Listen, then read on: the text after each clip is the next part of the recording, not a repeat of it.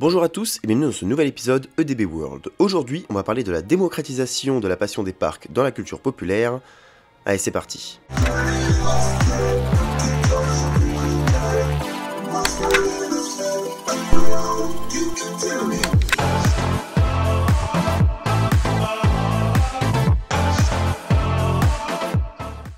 Avant de commencer, vous l'avez sûrement remarqué, cet épisode va se passer en voix off pour changer un petit peu, et comme à mon habitude, je vous invite à vous abonner à cette chaîne YouTube, ainsi qu'à me rejoindre sur mon compte Instagram. Petit disclaimer, je ne suis pas expert en culture populaire, donc forcément je vais peut-être faire des erreurs, je vais essayer d'apporter en tout cas ma vision des choses sur ce sujet.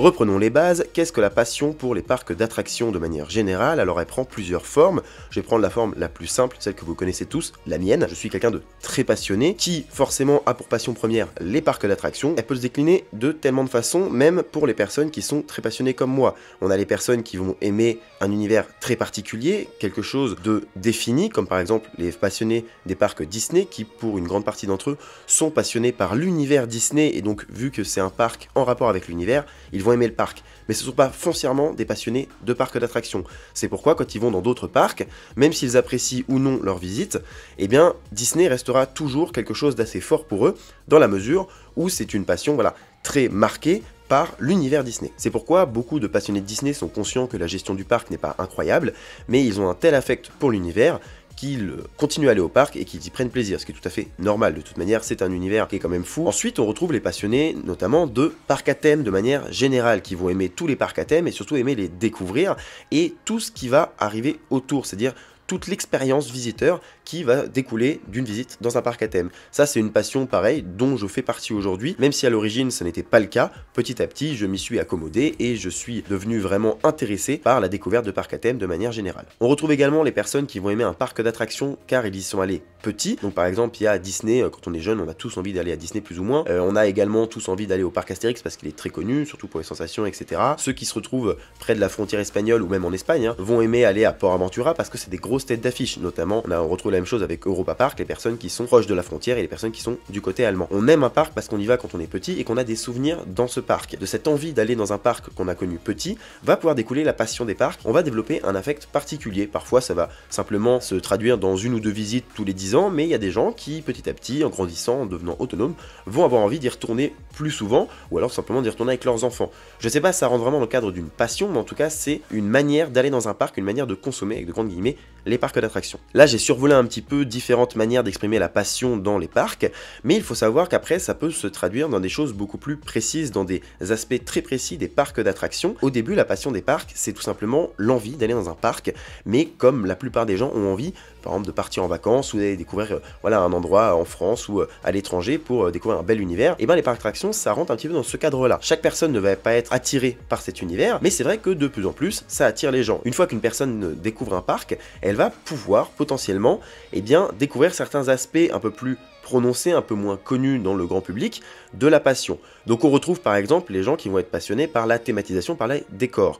On retrouve ça notamment à Disney, parce qu'on a de très beaux décors à Disney, et quand les personnes qui vont à Disney découvrent d'autres parcs, comme par exemple Fantasyland, avec un décor, des décorations qui sont juste somptueuses, vraiment un univers et une immersion complètement dingue, eh bien ils vont se dire, ok, il y a d'autres parcs qui ont ce potentiel-là de nous transporter et de nous faire découvrir des univers radicalement différents. Après ils vont se rendre, je sais pas moi, à Europa Park, avec des zones très jolies, Port Aventura, paraît-il, parce que je n'y suis encore jamais allé, a de très belles zones, et j'en passe, parce qu'on pourra aussi parler de Toverland, d'Efteling, bref, il y a plein de parcs qui ont des univers thématiques complètement fous, et qui finalement peuvent attraper d'une certaine manière les personnes qui s'y rendent. Mais ça ne s'arrête pas là, il y a également les personnes qui vont découvrir les attractions de manière générale, et pourquoi pas les montagnes russes, comme c'est mon cas. Je suis passionné en premier lieu de montagnes russes. Alors, moi, la passion s'est développée d'une autre manière, c'est d'une manière un peu dérobée, un peu différente, on va en parler un peu après. Je suis passionné par les montagnes russes, et beaucoup d'entre nous, beaucoup de passionnés de parcs, sont passionnés par les montagnes russes. Au fil du temps, à force de faire des montagnes russes, eh bien, tout simplement, j'ai découvert les univers thématiques, j'ai découvert l'immersion,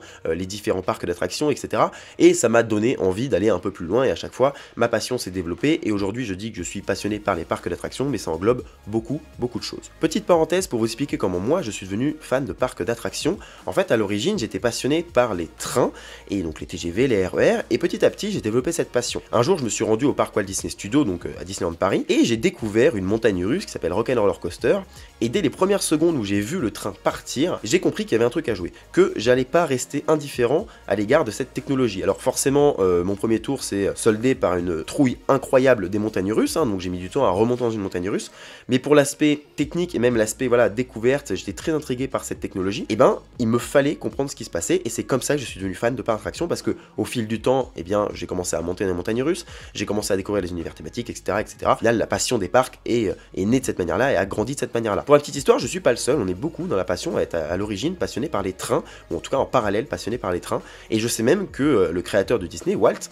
eh bien était passionné également par les trains, donc ça c'est quelque chose voilà, que je trouve qui arrive aussi d'une manière ou d'une autre dans la passion des parcs, et je trouve ça très beau, très cool. Et donc on remarque que là, moi je suis rentré un peu par une porte dérobée, tout en ayant accédé à la passion des parcs au travers d'un parc Disney.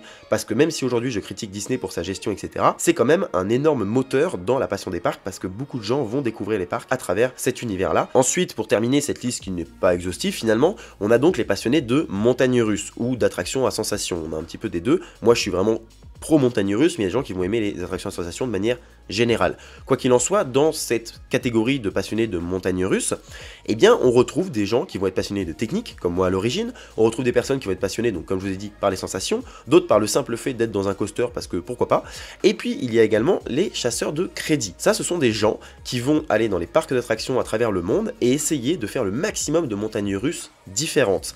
Et en fait, le but, c'est de faire tellement de montagnes russes qu'il n'y a pas une volonté de qualité là-dedans. Alors évidemment, qui prennent énormément plaisir à découvrir de grosses machines qui sont des machines de classe mondiale, voilà, des machines réputées dans le domaine. De manière générale, ils vont se retrouver dans une petite fête foraine au fin fond de la France à faire la petite pomme, vous savez, les petites chenilles. Et en fait, ils vont vraiment aller essayer de faire le maximum de montagnes russes pour avoir des compteurs de coaster, un coaster count le plus rempli possible.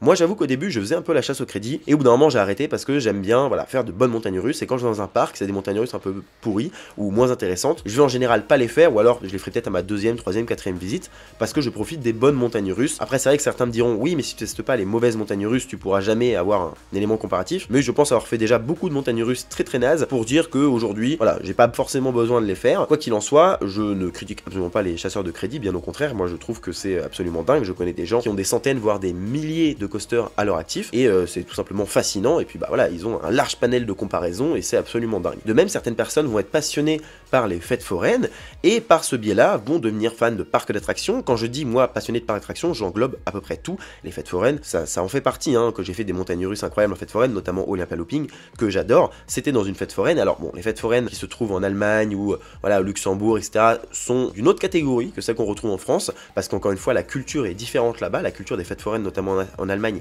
est absolument somptueuse. Pour la petite histoire, parce que je n'ai pas beaucoup parlé, mais c'est vrai que j'aime aussi beaucoup les fêtes foraines, on retrouve cet aspect-là dans les parcs d'attractions. Le parc Nigloland est détenu par une famille foraine à l'origine. Europa Park, c'est pareil. Et puis Fantasyland, et puis beaucoup d'autres parcs sont détenus à l'origine par des forains qui ont décidé de se sédentariser et d'acheter un parc d'attractions. La passion pour les parcs d'attractions englobe évidemment la passion pour les fêtes foraines. Cette passion, en France, encore une fois, n'est pas extrêmement développée, mais oui, quand on prend l'exemple des États-Unis notamment, on a une culture pour les parcs qui est totalement ancrée dans la culture populaire, justement. Mais on retrouve la même chose un peu en Allemagne, notamment avec les fêtes foraines qui sont extrêmement développées là-bas, et puis les parcs d'attractions aussi, en Angleterre, aux Pays-Bas, bref, la France fait un petit peu office de pays un petit peu en retrait sur cet aspect-là. Ça vient peut-être du fait qu'on ait essayé d'implanter de manière forcée les parcs d'attractions à une époque, hein, j'entends par là l'arrivée du parc Astérix, de Mirapolis, de Zigopolis, de la Toison d'Or. Toison d'Or a fermé, c'était à Lyon, Mirapolis a fermé, c'était à côté de Cergy. Mirapolis, c'est fini, le parc de loisirs proche de Cergy-Pontoise a fermé définitivement après 4 ans de fonctionnement chaotique. Le parc Astérix a failli faire faillite, heureusement non, et aujourd'hui on voit le résultat, mais on a le parc Alligator qui s'en est jamais vraiment remis, et donc tous ces parcs-là sont arrivés avec un petit peu l'envie d'insuffler la culture américaine et la culture des parcs en France. L'idée même d'avoir, voilà, d'apporter une culture et de se dire les gens vont venir dans les parcs d'attractions directement, et bien non, ça marche pas comme ça, parce que si les gens n'ont pas cette culture qui est développée de base et qui a mis du temps à se développer, et ben ça va pas être magique, en un claquement de doigts, les gens vont se retrouver dans les parcs d'attractions. Et c'est ce qui était à l'origine dans la tête des personnes qui ont conçu les parcs d'attractions. Fort heureusement pour nous, certains ont réussi à sortir la tête de l'eau, notamment le parc Astérix, et aujourd'hui on en est très content, mais ça a mis du temps, et ça nous emmène vers un essor prochain, que j'espère durera longtemps.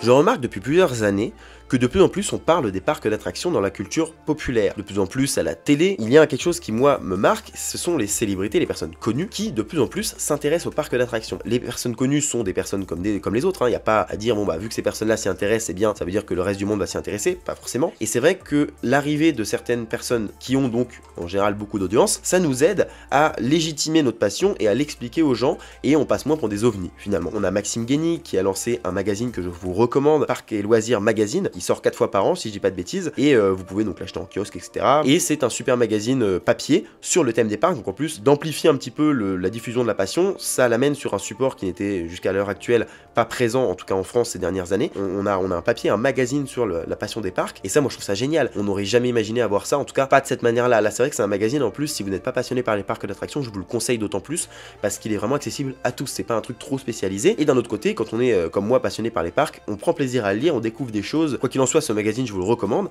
mais pour moi ça montre l'évolution voilà, dans la culture populaire des parcs d'attractions. On en parle de plus en plus on se défie. On a vu des vidéos sur YouTube, donc il y a l'exemple de McFly et Carlito avec le défi sur Goût du Rix, mais on a plein d'autres exemples comme ça de personnes connues qui vont aller dans les parcs et qui vont en parler de plus en plus. Alors ça fait de la pub au parc, on est très content. D'une manière ou d'une autre, ça montre que ça existe et la passion des parcs sort un petit peu de son univers propre et va un petit peu toucher l'univers de tout le monde. Et ça c'est génial et je le remarque même moi dans mes abonnés. Je vois des gens qui ne sont pas spécialement passionnés par les parcs d'attractions, peuvent avoir très peur des montagnes russes et ne jamais y monter, mais qui vont suivre les vidéos parce que ça les intéresse. Les gens aujourd'hui vont pouvoir regarder les chaînes YouTube comme la mienne, mais comme beaucoup d'autres chaînes YouTube, parce qu'il n'y a évidemment pas que moi, et puis il n'y a pas que des chaînes YouTube, il y a aussi d'autres médias, des TikTok, des Twitch, enfin bref, il y a plein de choses. Et bien, je vois que la passion devient moins niche et s'ouvre au grand public. C'est plus que la passion elle-même devienne quelque chose d'un peu plus normal, et que les gens comprennent que cette passion existe, tout en ayant voilà, l'envie de temps en temps d'aller faire 1 ou 2 parcs par an, mais sans pour autant développer une passion dévorante pour les parcs. Là, il y avait vraiment un fossé entre nous, les personnes qui étions passionnées,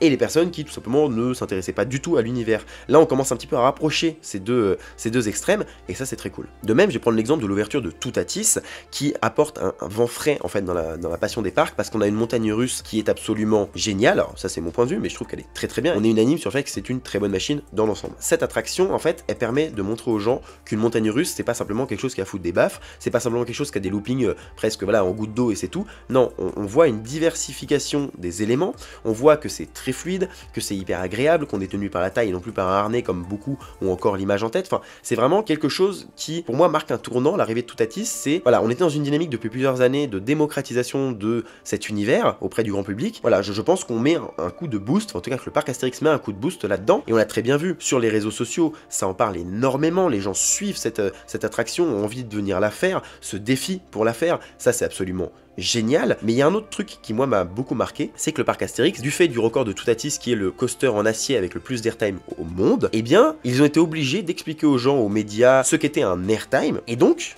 de plus en plus, on voit le mot airtime se démocratiser, parce qu'il y a quelques années, j'aurais dit airtime à quelqu'un, m'aurait dit ok, de quoi tu parles? Là, aujourd'hui, je peux le dire, je vois tous les articles qui mettent airtime partout, au parc Astérix pareil, sur le site, il y a marqué partout, donc c'est vraiment génial, et ça amène des noms qui sont propres à notre passion dans le domaine un peu plus public. D'ailleurs, au niveau de la diffusion de l'ouverture de Toutatis, ça en a parlé dans les infos, ça en a parlé sur des talk shows, je crois que Popcorn, ils en ont parlé avec Jiraya qui, du coup, relatait son expérience, ça en a parlé sur des chaînes YouTube, il y a des gens qui ont fait des stories, qui ont fait voilà, ça c'est vraiment quelque chose aussi de fort parce que on voit qu'au dehors du simple fait d'avoir une attraction voilà qui est intéressante dans un parc, bon voilà, il y a un véritable engouement derrière et cet engouement, je pense que voilà, c'est les prémices d'une démocratisation dans la culture populaire des parcs d'attractions et des montagnes russes.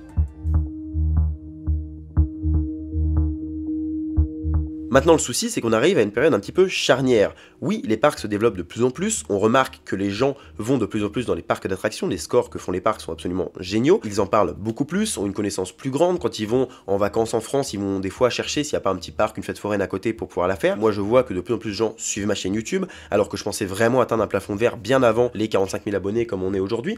Donc tout ça mis bout à bout, je me dis ok, on est beaucoup à remarquer ça, les acteurs principaux des parcs d'attractions l'ont remarqué également, donc c'est une discussion que j'ai depuis plusieurs années et et je trouve que c'est le bon moment d'ailleurs pour en parler grâce à l'ouverture de Toutatis encore une fois. Néanmoins, on a toujours un problème, et ça c'est un petit peu un package, et bien on a l'arrivée des personnes qui vont forcément avoir peur des attractions, ce qui est tout à fait normal, mais des personnes, et notamment influencées par des images qu'ils ont pu voir sur internet, etc., qui vont avoir peur des accidents. Alors oui, les accidents, ça arrive. Moi-même, je parle des accidents, mais c'est pour instruire les gens, c'est pour essayer de leur expliquer comment ça s'est produit, pourquoi ça va pas se reproduire, etc. Tout ce qu'on voit sur les réseaux sociaux, notamment, eh bien, soit des gens qui vont faire n'importe quoi dans les parcs, soit des choses tout à fait normales, classiques, qui vont se produire dans les parcs, une panne, quelque chose d'absolument banal finalement, mais qui, au travers du regard de quelqu'un qui n'a pas de connaissances dans le domaine, va dire ok, s'il y a une panne à cet endroit-là, si je vois le train arrêté ici, machin, c'est qu'il y a un danger réel, et donc va paniquer, et avec la recrudescence des TikTok et des trucs comme ça un peu faits à la va-vite, et finalement on balance des infos au hasard et sans même donner de contexte, eh bien on se retrouve avec des TikTok qui montrent des choses absolument normales, qui vont se traduire par une peur chez les gens, parce que on va dire ah voilà, là le train il s'est arrêté à tel endroit, c'est dangereux, machin, alors que pas du tout. Mais c'est vrai que toutes ces choses-là, ça pose problème, parce que les gens en fait ne vont pas avoir le recul nécessaire, et c'est normal, il y a une méconnaissance large au niveau de ce sujet, et du coup, dès qu'il y a le moindre accident, beaucoup de médias ou non, vont partager la simple vidéo de l'accident, en disant il y a eu un accident, alors c'est très factuel, en général il n'y a pas d'erreur, bon encore que des fois ça arrive, mais le problème c'est pas ça, le problème c'est pas de partager l'accident, c'est à mon sens qu'il y a deux problèmes qui s'en suivent. Le premier c'est qu'il n'explique absolument rien, donc en fait les gens voient juste un accident se produire et se disent ok c'est dangereux, et c'est tout. Et deuxièmement, ils ne reviennent pas dessus quelques instants plus tard. Imaginons, là je vais prendre l'exemple de ce qui s'est passé au Futuroscope, j'ai fait une vidéo dessus si ça vous intéresse, mais donc il y a eu un incendie sur Objectif Mars, un départ de feu, il y a eu des vidéos qui ont popé sur les réseaux sociaux, des gens qui ont partagé la vidéo de manière random, et des médias qui les ont repris. Donc ils ont quand même essayé de mettre un petit peu de matière autour pour faire genre bon voilà, on essaie quand même de faire un truc autour, on n'est pas juste à repartager une vidéo. Cette vidéo qui a été repartagée, que j'ai moi-même repartagée, c'est pas un problème, moi je sais que quand je la repartage à mon audience, eh bien les gens sont avertis et sont au fait de ce qui se passe. Mais c'est pas le cas pour tout le monde, et c'est vrai que quand ils partagent simplement la vidéo, eh bien on manque largement de contexte, et j'aimerais que des fois, voilà, je sais pas moi, si dans un mois il y a quelque chose d'un peu plus précis sur cet accident qui nous explique ce qui s'est passé de manière plus précise et qui rassure en disant voilà, il s'est passé ça et aujourd'hui l'action a été modifiée et donc il se passera plus ça. Malheureusement, les médias qui ont relayé l'info à l'époque ne vont quasiment pas parler de cette information supplémentaire sur le sujet, parce que, eh bien en fait, le buzz est passé, parce que tout simplement, ça ne fera plus cliquer de la même manière. Et alors, il y aura peut-être 10% de ceux qui ont partagé à la base juste la vidéo de l'accident qui vont partager les nouvelles de cet accident. C'est pas propre à notre passion, c'est propre à beaucoup de passions, mais la nôtre, en plus, elle pâtit un petit peu d'une méconnaissance du sujet, et surtout, les montagnes russes, ça fait peur, c'est le propre d'une montagne russe, vaincre ses peurs. Donc forcément, quand on partage ce genre de vidéo, et que c'est relayé à de nombreuses personnes, et des fois de manière un petit peu maladroite, eh bien ça peut induire les gens en erreur. Et donc on se retrouve aussi un petit peu là-dedans, c'est que vu que ça se démocratise, on a aussi le négatif qui arrive avec. Alors c'est le jeu, et certaines choses je me dis au pire c'est pas grave, on peut rattraper le coup. Pour d'autres c'est plus compliqué à rattraper. En place j'ai eu l'exemple sur Futuroscope de gens qui m'ont dit ok, moi j'ai voulu rassurer les gens sur les montagnes russes de manière générale, et ils ont dit ah voilà, c'est parce que voilà, t'es payé par le Futuroscope pour faire ça, pour dire ça. Et je me dis ok, bon là on a quelqu'un qui a un QI négatif, donc déjà c'est très compliqué de réussir à aller plus loin, mais surtout tout simplement parce que la personne n'est tellement pas au fait de ce que je fais sur ma chaîne et de la passion des parcs qu'elle va penser que tout simplement j'essaie de défendre un parc, alors que non, en fait j'essaie simplement d'expliquer aux gens ce qui s'est passé, et c'est pas parce que lui a vu des images qui lui faisaient peur sans explication qu'il faut forcément que tout le monde la relate de la même manière. Donc ça c'était vraiment quelque chose de complexe, et c'est un petit peu le jeu quand la passion se démocratise, qu'il y ait donc l'arrivée de cette crainte et de ce sensationnalisme autour des parcs. Finalement là on est aux prémices de cette popularisation, parce que notre passion elle est installée, elle existe et elle vit, et en fait c'est vraiment cette transition vers la popularisation de la passion qui va se faire. On va voir comment ça va se faire, est-ce que ça va se faire, parce qu'il y a encore un doute, là on est vraiment entre les deux, un peu un truc charnière, mais c'est vrai que je pense qu'avec l'arrivée de Toutatis et puis d'autres montagnes russes à l'avenir en France, ça va beaucoup bouger, et que d'ici une dizaine d'années ça va commencer à rentrer très largement dans la culture populaire, et là on sera plus des ovnis, mais on sera des acteurs majeurs de quelque chose qui anime les gens et qui intéresse les gens à travers la France. Vous l'aurez compris, j'attends donc avec impatience l'explosion de cette passion. D'ailleurs, ça rendra les gens un petit peu plus critiques sur les parcs, et donc ils pourront voir la vraie valeur de certains parcs et voir un petit peu le rapport qualité-prix des parcs. Bref, se poser les bonnes questions et finalement être un tout petit peu plus critique, et ça fera avancer les parcs tout simplement. C'est pas dans un but de dénigrer des parcs que je dis ça, mais bien dans le but de faire avancer ces derniers et qu'ils aient des retours plus intéressants, qu'ils disent ok, le public aujourd'hui veut une bonne gestion, veut des bonnes décorations, des choses comme ça. Il faut que les parcs trouvent leur public, ce qui n'était pas le cas encore une fois à l'origine. l'origine, hein, comme j'en ai parlé au début de cette vidéo. On avait, je vous le rappelle, et ça c'est quand même assez marquant, des gens qui ont essayé d'importer les parcs, donc le modèle américain, en France, avec voilà, une ambition de chiffres, de fréquentation qui était absolument absurde. Également, eh bien, des parcs qui n'étaient pas du tout bien conçus pour accueillir le maximum de visiteurs, etc. J'en ai parlé dans ma vidéo, notamment sur Mirapolis, celle sur l'histoire du parc Astérix également. Tout simplement, ils se sont plantés largement, et aujourd'hui, si un parc d'attractions venait à ouvrir, ce qui n'est pas le cas, hein, parce que ça coûte très très cher et qu'il y a peu de chances que ça arrive, mais si un parc d'attractions venait à ouvrir en ce moment en Europe, mais plus simplement en France, un gros parc, hein, je vous parle de quelque chose d'énorme, eh bien, il serait beaucoup plus à même de gérer eh bien, la construction de ce parc-là. Alors, on a vu des exemples, des contre-exemples, hein, notamment le parc Spirou, malheureusement, ils ont pensé bien faire, et finalement, bon, bah, ça a été exécuté de manière absolument désastreuse, parce que visiblement, ils n'ont pas été bien entourés, ou je sais pas ce qui s'est passé pour que ça se crée de cette manière-là, mais aujourd'hui, bah, le parc, il en paye un petit peu le prix. Mais c'est vrai que voilà, j'ai hâte de voir la passion se développer, et la passion exploser, même si j'en suis pas certain. Je pense que on peut tendre vers ça, et alors soit ce sera juste un peu démocratisé, et ça va en rester là, soit au contraire, ça peut totalement exploser, et devenir quelque chose d'absolument majeur dans la culture populaire, dans le sens où le parc d'attractions sera une destination à part entière chaque année pour chaque famille. La visite d'un parc est vraiment quelque chose où en fait on passe un bon moment en famille, entre amis, même des fois seul, où en fait on découvre un univers et ça nous change. C'est une visite, c'est un voyage en fait. On voyage dans un endroit très localisé, mais on voyage, et ça c'est plutôt cool. J'espère un jour qu'on aura un documentaire sur Netflix sur le sujet des parcs, pourquoi pas un ride to survive, bref, ça peut être très marrant, et parce que c'est vrai que ça c'est aussi un exemple, quand on voit certains documentaires Netflix, comme par exemple Drive to Survive, le documentaire sur la F1, ça a aidé à populariser d'une certaine manière, d'autant plus la F1, sachant que c'est quelque chose qui était bien plus populaire, enfin qui est bien plus populaire que les parcs d'attractions de base. Mais c'est vrai qu'on voit que certains documentaires, certaines choses sont très marquantes, et quand on voit l'arrivée de certains magazines, de certaines chaînes de télé, de certaines personnalités publiques qui parlent des parcs d'attractions, eh bien on voit que de plus en plus ça s'immisce dans la culture populaire. Et ça c'est excellent. Cette vidéo je l'ai un petit peu fait en improvisation, alors j'avais écrit évidemment les différents sujets, les différents thèmes à aborder et l'ordre, etc. Mais je n'avais pas écrit de texte, pour la simple et bonne raison que je voulais que ce soit le plus naturel possible et le plus fluide possible dans mon franc-parler. Alors du coup ça aura peut-être, voilà, j'aurais peut-être oublié des choses, même si j'ai essayé de vraiment penser à tout. Et en fait je me suis dit que c'est quelque chose dont je veux parler depuis des années, mais je n'avais jamais passé le pas parce que, eh bien, c'était encore trop tôt. Je pense qu'avec l'arrivée de Toutatis, comme je vous l'ai dit, là ça change la donne. Mais dites-moi en commentaire ce que vous pensez de cette démocratisation des parcs, si c'est une bonne chose, une mauvaise chose, si vous la voyez de la même manière que moi, si vous vous reconnaissez dans les personnes que j'ai citées au début qui sont passionnées, etc. Ou alors au contraire, si vous êtes passionné des parcs mais d'une autre manière, dites-le en commentaire, hein, vraiment. Il n'y avait rien d'acté, de fixé dans cette vidéo, c'était vraiment voilà, un ressenti pur et dur de cet univers, de ce domaine qui, pour moi, va vraiment tendre à se développer auprès du public, et ça c'est vraiment génial parce que bah, nous on le voit sur notre chaîne YouTube, c'est dingue. Aujourd'hui, dites-vous, je me fais arrêter dans les parcs d'attractions parce que des gens regardent mes vidéos, ça c'est absolument dingue. D'ailleurs je salue toutes les personnes qui l'ont fait jusqu'à présent parce que c'est un plaisir à chaque fois. Bah je faisais juste des vidéos sur les parcs en disant que de toute façon c'était quelque chose qui serait jamais connu en fait, et aujourd'hui ça tend à devenir connu, et ça c'est fou. Et donc je suis très content d'être d'une manière ou d'une autre un petit peu acteur dans cet univers, et j'espère qu'à l'avenir on sera une passion vraiment suivie et quelque chose de très très cool, et que les gens reconnaîtront voilà, en tant que passion vraiment sympa, vraiment fun, détente, pas besoin de se prendre la tête. Mais c'est vrai que c'est très cool, donc dites-moi en commentaire un petit peu ce que vous pensez de cette vidéo. Et donc ceci étant dit, je vous remercie d'avoir suivi la vidéo jusqu'au bout. Je vous dis à bientôt pour un prochain épisode, soit on est des béboires, soit une vidéo dans un parc. D'ici là, soyez enthousiastes, salut.